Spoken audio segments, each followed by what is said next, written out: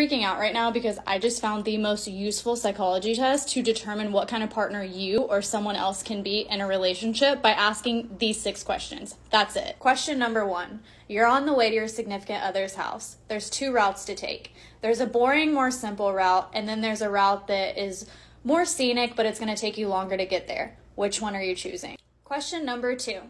You're on the way to see your significant other and you see a rose bush. You get to pick out some roses for them. There's white roses and there's red roses. How many red are you picking out and how many white are you picking out? Question number 3. You arrive at your significant other's parents' house. Do you knock on the door and ask them to get them for you, or do you just go inside the house and get them yourself? Question number 4. You're inside the house, you go to their room, and they're not there. So do you leave the roses you picked for them on the windowsill, or do you leave them on the bed? Question number 5. You and your partner have a sleepover, and for this situation, you guys are sleeping in separate rooms. You're not fighting or anything, it's just for this scenario.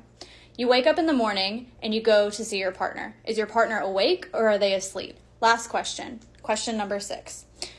You're leaving your significant other's house and you're going home. Do you take the boring, faster route home, route, or do you take the scenic, longer route to get home? And now for the fun part, we're going to put it all together and I'm going to tell you what you are like in a relationship based on these 6 questions. So for question number 1, if you answered that you prefer the shorter route that gets you there quicker, that's more simple, that means you fall in love much quicker.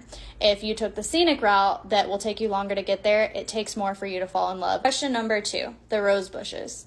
So you were told to pick red and white roses and decide how many of each you're going to give your partner.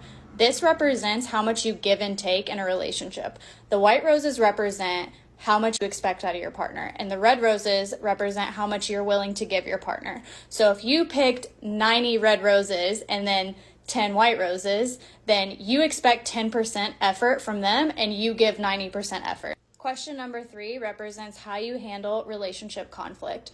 So when you go to their parents' house, if you answered you would go get them yourself, that means you're more direct whenever there's an issue and you'll address it right away. Whereas if you knocked on the door and waited for a family member to bring your significant other to you, then that means you're the type of person that will hold things in even if they bother you because you just hope it goes away.